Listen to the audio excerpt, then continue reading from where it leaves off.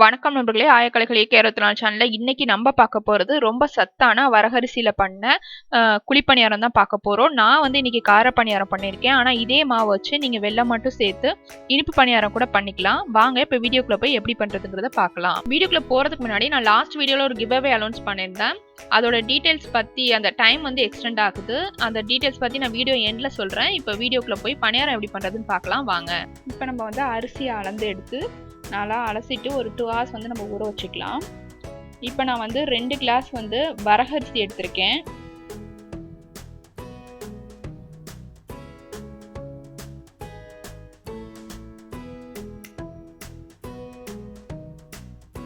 ரெண்டு class வரகரிசிக்கு 1 class வந்து நம்ம இட்லி அரிசி சேர்த்துக்கணும்.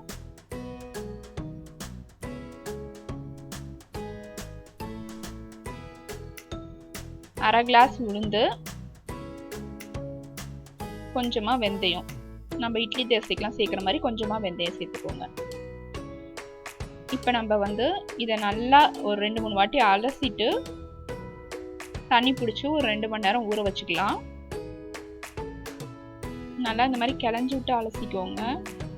இப்போ அந்த மாதிரி அலசுற தண்ணியெல்லாம் நீங்கள் வேஸ்ட்டாக சிங்கில் ஊற்றாமல் இந்த மாதிரி ஒரு தனியாக ஒரு டப்பாவில் வந்து நீங்கள் ஊற்றிட்டு அதை நம்ம வந்து செடிக்கு ஊற்றுறதுக்கு யூஸ் பண்ணலாம். செடிக்குமே இந்த தண்ணி வந்து ரொம்ப நல்ல சத்தான தண்ணி. ரோஸ் செடி இருந்தால் ரோஸ்க்கு ஊற்றுங்க, இல்லை மற்ற வேறு எந்த செடி இருந்தாலும் எந்த செடிக்கு வேணாலும் இது நம்ம வந்து யூஸ் பண்ணிக்கலாம். இந்த தண்ணியை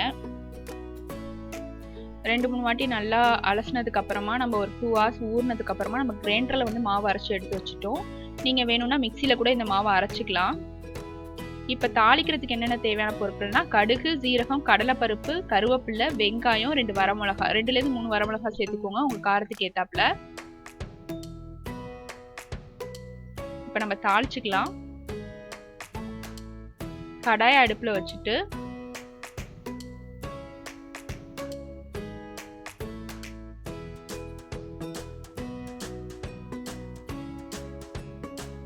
கடாய் நல்லா காஞ்சதுக்கு அப்புறமா நம்ம ஆயில் சேர்த்துக்கலாம்.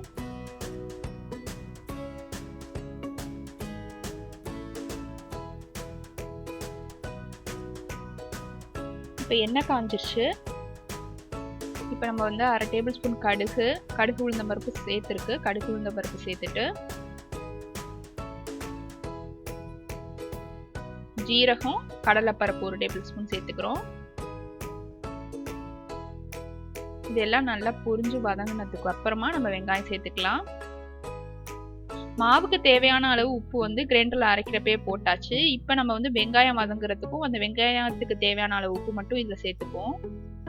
கடுகு, கடலைப்பருப்பு, ஜீரகம் பொரிஞ்சதுக்கு அப்புறமா கருவேப்பிலை போட்டுக்கிறோம். அதுக்கப்புறமா நம்ம நறுக்கி எடுத்து வச்சிருக்க வெங்காயம், வரமிளகா அதையும் சேர்த்துக்கிறோம். ஒரு பெரிய வெங்காயம் சேர்த்துக்கோங்க போதும். சின்ன சின்னதா நறுக்கி சேர்த்துக்கோங்க பெரிய வெங்காயத்தை. உங்களுக்கு வேணும்னா வந்து நம்ம வெங்காயம் எல்லாம் வதக்குனதுக்கு அப்புறமா அதோட வந்து தோல் சீவின கேரட்டை வந்து நல்லா கேரட் துருவிட்டு அதையும் ஒரு லைட்டாக கொஞ்சமாக வதக்கிட்டு நம்ம மாவோட சேர்த்துக்கலாம். அது இன்னும் கொஞ்சம் வந்து நல்லா டேஸ்ட் கொடுக்கும். அதே மாதிரி வெஜிடபிள்ஸ் சாப்பிடாத குழந்தைங்க, கேரட்லாம் சாப்பிடாத குழந்தைங்க இருந்தாங்கன்னா அந்த பணியாரத்தில் வந்து நம்ம அந்த வெஜிடபிள்ஸை சேர்த்து கொடுக்குறப்ப கொஞ்சம் விரும்பியும் சாப்பிடுவாங்க. ட்ரை பண்ணி பாருங்க.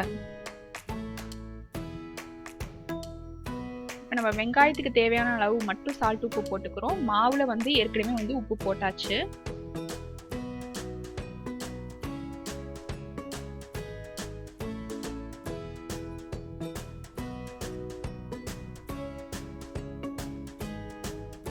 இப்போ வதக்கின வெங்காயம், வரமிளகா, சீரகம், கடுகு, அப்புறம் கடலைப்பருப்பு, கருவேப்பிலை எல்லாத்தையும் நம்ம மாவோட சேர்த்துக்கிறோம். இந்த மாவு நல்லா கெட்டியாக இருக்குது.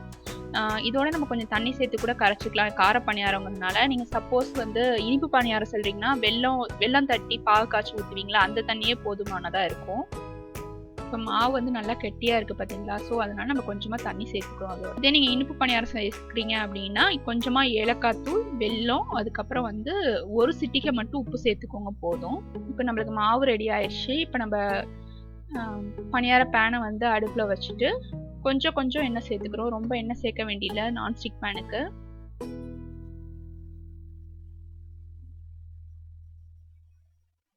இப்போ பணியாரக்கல்லும் அந்த எண்ணெயும் வந்து காஞ்சதுக்கு அப்புறமா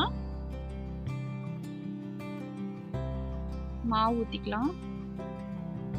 நீங்கள் அந்த குழியில் வந்து முக்கா குழி ஊற்றினாவே அது பொங்கி வந்துடும்.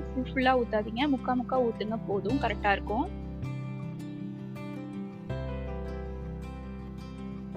இப்போ அது ஒரு சைடு வெந்ததுமே அந்த ஓரம்லாம் லைட்டாக வந்து வெந்ததா தெரியும். அதுக்கப்புறமா நம்ம திருப்பி போட்டுக்கலாம்.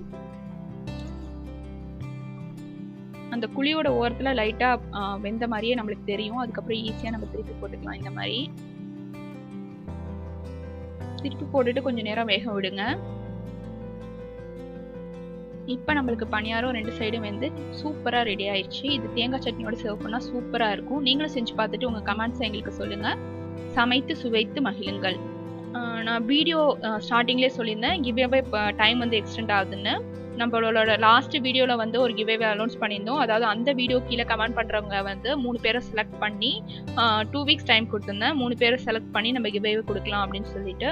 ஆனால் இந்த குவாரண்டைன் டைமில் என்னாலையும் வெளியில் போயும் கிஃப்ட் வாங்க முடியாது நான் செலக்ட் பண்ணாலும்.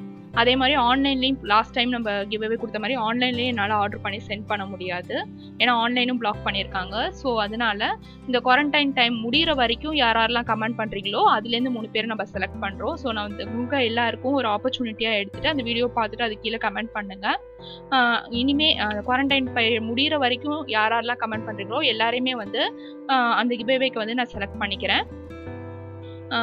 முடிஞ்ச அளவுக்கு வீட்டிலேயே இருங்க, சேஃபாக இருங்க. நிறையா யூடியூப் சேனலில் சொல்லிட்டாங்க, கை கழுவுங்க, சேஃபாக இருங்க, வெளியில் போகாதீங்க அப்படின்னு சொல்லிட்டு. நான் திரும்பி அதையே சொல்ல வேண்டாம். எல்லாருக்குமே எப்படி சேஃபாக இருக்கணும், எப்படி கை கழுவணுங்கிறது எல்லாருக்குமே தெரியும். முடிஞ்ச அளவுக்கு வீட்டை விட்டு வெளில போகிறத தவிர்த்துட்டு வீட்டிலே இருந்து நம்ம உடம்பை நம்ம பார்த்துப்போம். நான் லாஸ்ட் வீடியோ என்ன போட்டேன் அப்படிங்கிறது பல பேருக்கு தெரியாமல் இருக்கலாம். அதனால அந்த வீடியோட லிங்க்கை டிஸ்கிரிப்ஷன் பாக்ஸ்லையும் அந்த மேலே வர ஐகான்லேயும் நாங்கள் கொடுத்துருக்கோம். செக் பண்ணி பாருங்கள். நன்றி.